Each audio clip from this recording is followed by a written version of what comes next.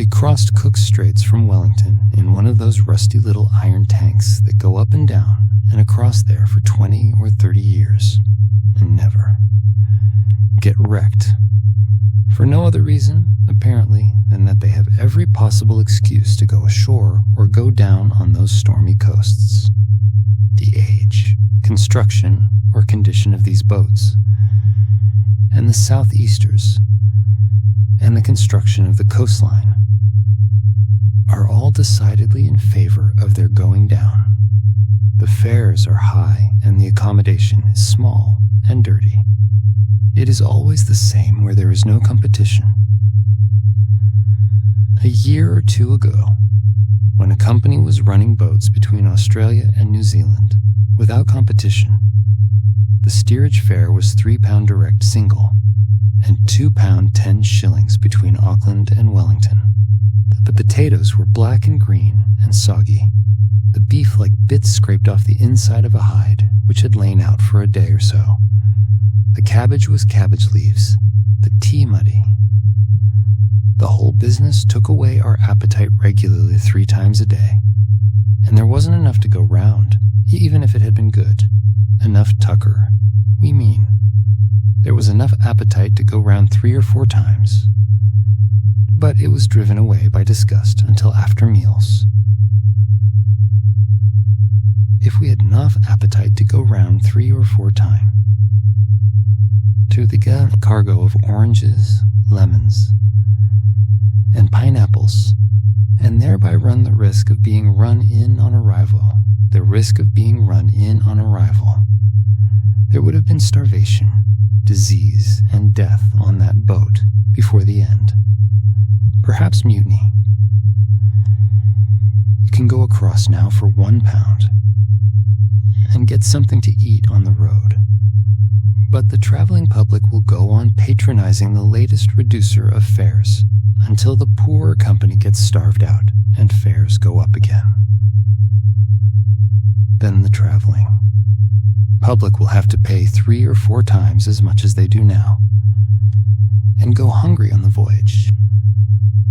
All of which ought to go to prove that the traveling public is as big a fool as the general public. We can't help thinking that the captains and crews of our primitive little coastal steamers take the chances so often that they in time get used to it, and, being used to it, have no longer any misgivings or anxiety in rough weather concerning a watery grave, but feel as perfectly safe as if they were in church with their wives or sisters, only more comfortable, and go on feeling so until the worn-out machinery breaks down and lets the old tub run ashore,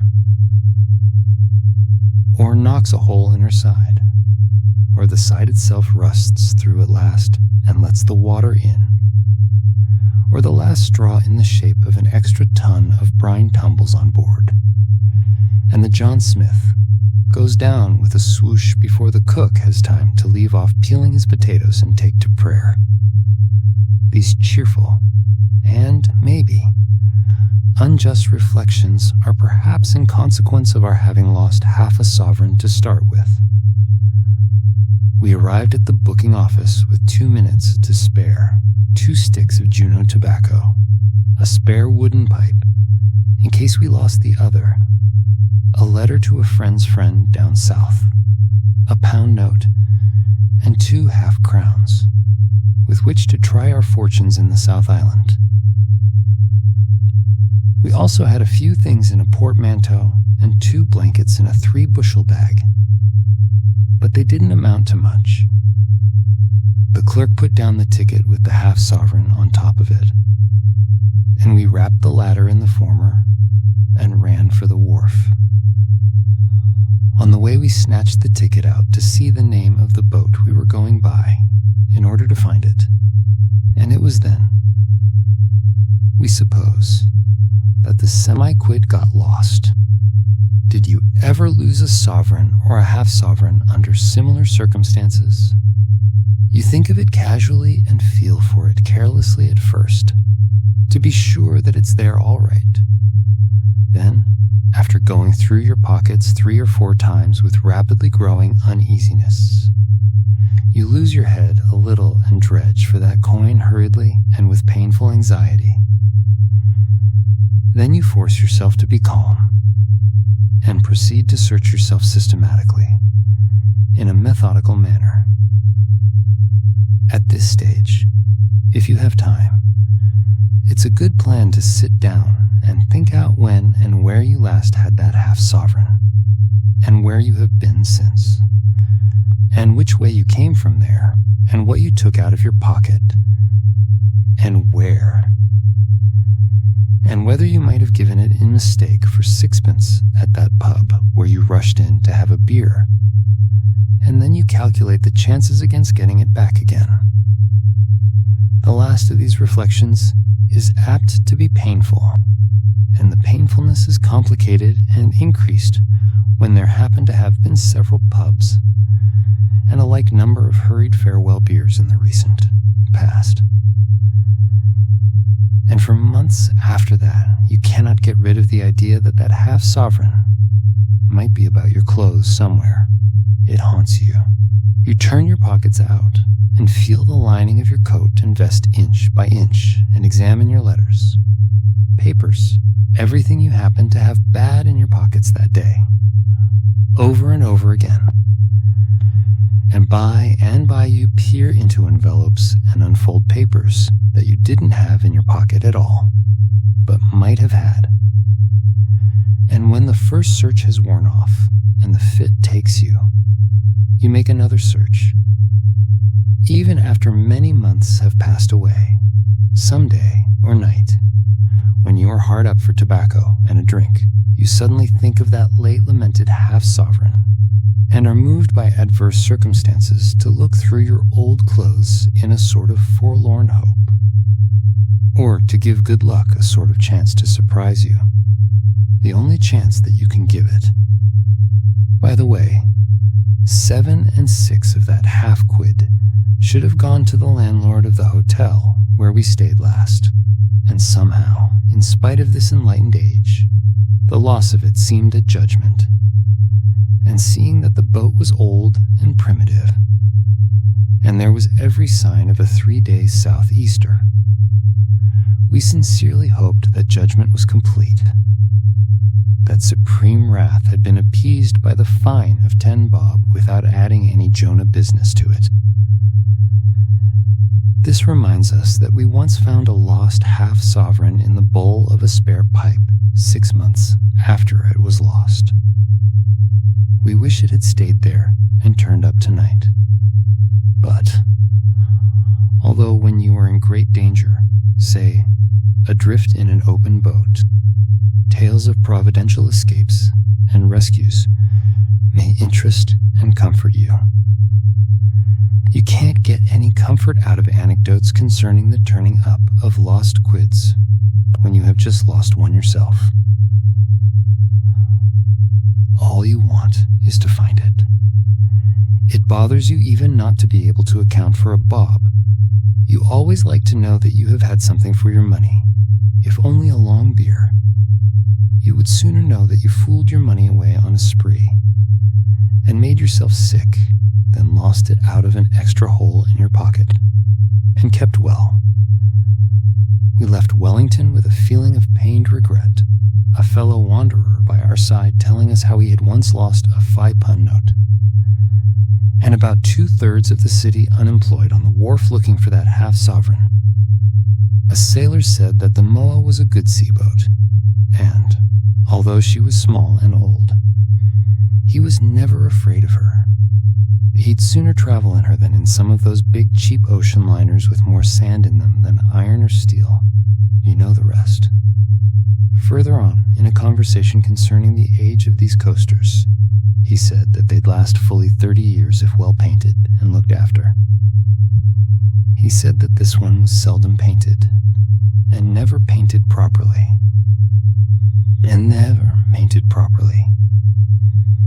And then, seemingly in direct contradiction to his previously expressed confidence in the safety and seaworthiness of the Moa, he said that he could poke a stick through her anywhere. We asked him not to do it. It came on to splash, and we went below to reflect and search once more for that half-sovereign. The cabin was small and close, and dimly lighted, and evil-smelling, and shaped like the butt end of a coffin. It might not have smelt so bad if we hadn't lost that half-sovereign. There was a party of those gypsy-like Assyrians, 2 families apparently, the women and children lying very sick about the lower bunks, and a big, good-humored-looking young Maori propped between the end of the table and the wall, playing a concertina. The sick people were too sick, and the concertina seemed too much in sympathy with them, and the lost half-quid haunted us more than ever down there, so we started to climb out. The first thing that struck us was the jagged top edge of that iron hood-like arrangement over the gangway. The top half only of the scuttle was open. There was nothing to be seen except a fog of spray and a Newfoundland dog seasick under the lee of something. The next thing that struck us was a tub of salt water, which came like a cannonball and broke against the hood affair and spattered on deck like a crockery shop. We climbed down again, backwards, and sat on the floor with emphasis, in consequence of stepping down a last step that wasn't there, and cracked the back of our heads against the edge of the table. The Maori helped us up, and we had a drink with him at the expense of one of the half-casers mentioned in the beginning of this sketch. Then the Maori shouted, then we, then the Maori again, then we again. And then we thought, dash it, what's a half-sovereign? We'll fall on our feet, all right.